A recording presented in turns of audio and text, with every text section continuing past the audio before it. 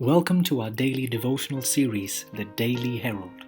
I pray that these messages will come to you as an encouragement and a reminder to be heralds of the Lord daily. God bless you.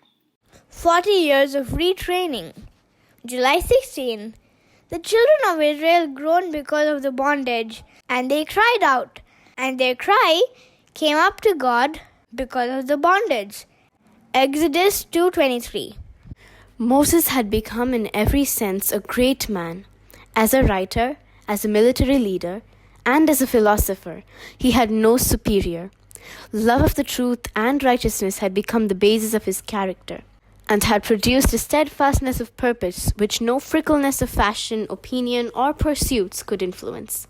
Courtesy, diligence, and a firm trust in God marked his life. He was young and vigorous, overflowing with energy and manly strength. He had deeply sympathized with his brethren in their affliction, and his soul had kindled with a desire to deliver them. Surely it would appear to human wisdom that he was in every way fitted for his work. But God seeth not as man sees. His ways are not as ours. Moses is not yet prepared to accomplish this great work. Neither are the people prepared for deliverance. He has been educated in the school of Egypt, but he has yet to pass through the stern school of discipline before he is qualified for his sacred mission, before he can successfully govern the hosts of Israel. He must learn to obey. He must learn self-control. For 40 long years he is sent into the retirement of the desert, that in his life of obscurity, in the humble work of caring for the sheep and the lambs of the flock, he may gain the victory over his own passions. He must learn entire submission to the will of God before he can teach that will to a great people.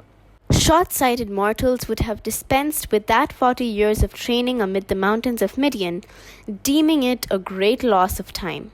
But infinite wisdom placed him, who was to be the mighty statesman of the deliverer of his people from slavery, the circumstances during this period, to develop his honesty, his forethought, his faithfulness and caretaking, and his ability to identify himself with the necessities of his dumb charge. Those to whom God has entrusted important responsibilities have not been brought up in ease and luxury. The noble prophets, the leaders and judges of God's appointment, have been those whose characters were formed by the stern realities of life.